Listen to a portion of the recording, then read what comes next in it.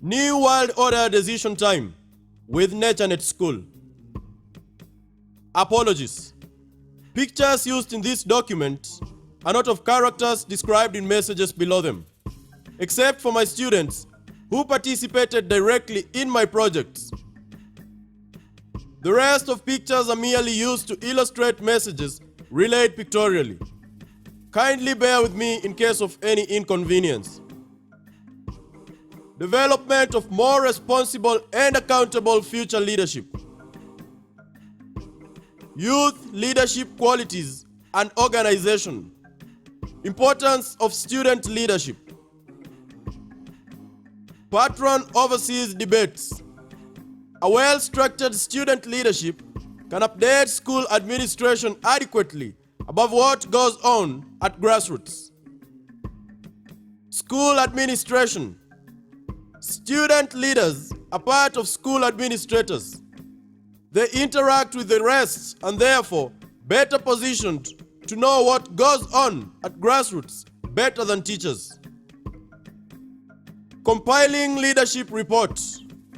Leadership reports are vital school documents irrespective of level of administration. Student leaders should not use their classroom desks or boxes to keep vital school documents and records. Debate in progress. Student leaders require adequate guidance and leadership documents to enable them learn the career as intended. Bullying. Disorganized student leadership can render school disorganized and teachers more burdened with extra disciplinary issues to handle. Leadership ranks and stability. Student leadership structure requires clearly defined ranks and responsibilities. A leadership structure with well-defined ranks and hierarchies will educate children good leadership organization and respect to both seniors and juniors within ranks. Inspecting Scout Guard of Honor. Executive School Captain, ECS, becomes the Chief Accounting Officer of the executive arm of the student leadership. Speaker of Student Assembly, SOSA. The Speaker becomes the Chief Accounting Officer of legislative arm of the student leadership. Chief Justice Captain, CJC.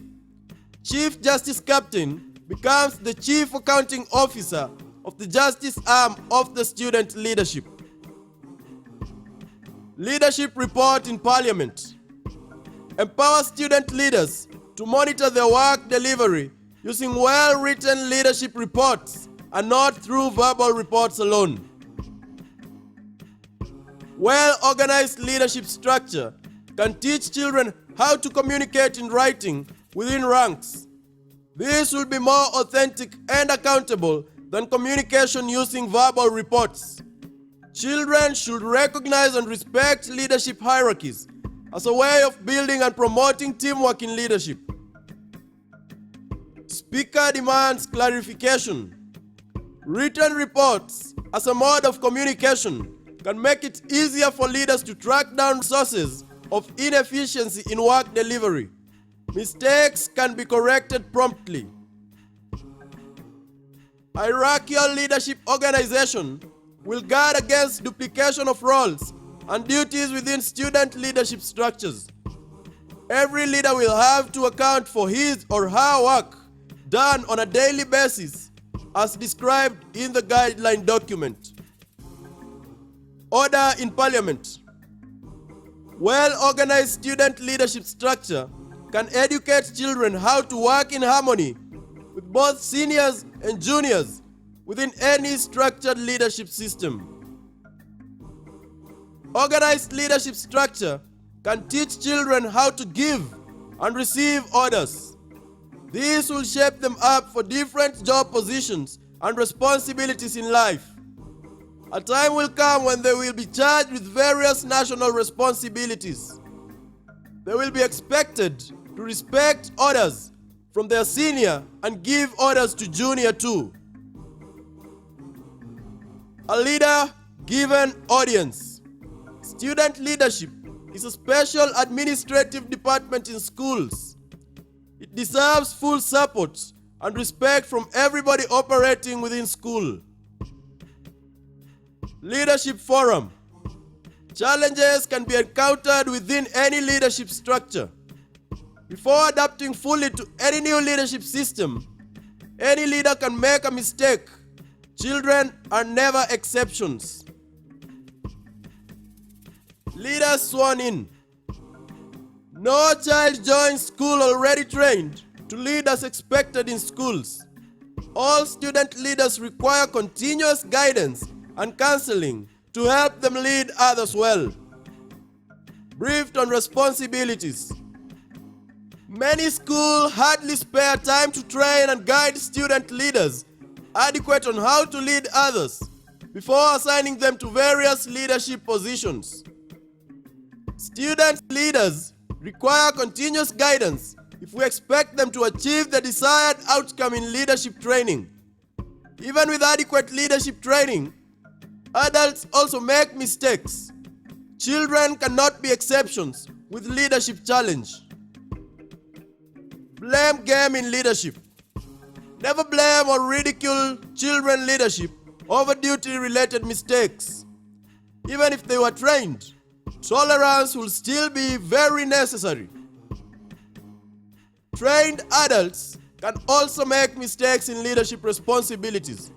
Children who are assigned leadership responsibilities will require more tolerance to enable them learn leadership with less stress. Guiding leaders. Train both appointed and elected student leaders alike. Educate the whole school on the value of student leaders before inaugurating leaders. Reactions. New student leaders can learn desirable leadership ideals through guidance, tolerance, and respect, and not through intimidation or ridicule. Doing for juniors their duties. A teacher did not want children to make math mistakes. He decided to solve it for them. No child learned the concept. Making mistakes is part of learning. Doing leadership duties assigned to juniors also inhibits learning process. Senior leaders should never encourage a culture of doing duties assigned to their juniors in ranks. Junior leaders may develop a culture of waiting for instruction from their seniors to perform their duties. Learning through mistakes. Making mistakes is a learning process. Discourage a structure where junior leaders wait for orders to perform their duties. It weakens leadership structures. Making mistakes in leadership or getting wrong answers in class activities should be acceptable as learning process. Mistakes may provide seniors with hints as to whether juniors understood duties well or whether lessons was delivered effectively in class. Poor leadership and mass indiscipline. Disorganized leadership structures give room for mass indiscipline to emerge in schools. Poor performance in studies may readily be realized in the process. Undocumented reports. Outline and print leaders' duties and responsibilities clear to guide them within ranks. It promotes order within leadership ranks.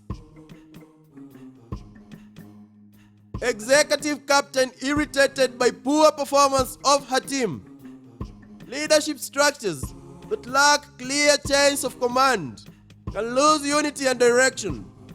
It can become ineffective with time if correct measures are not taken promptly.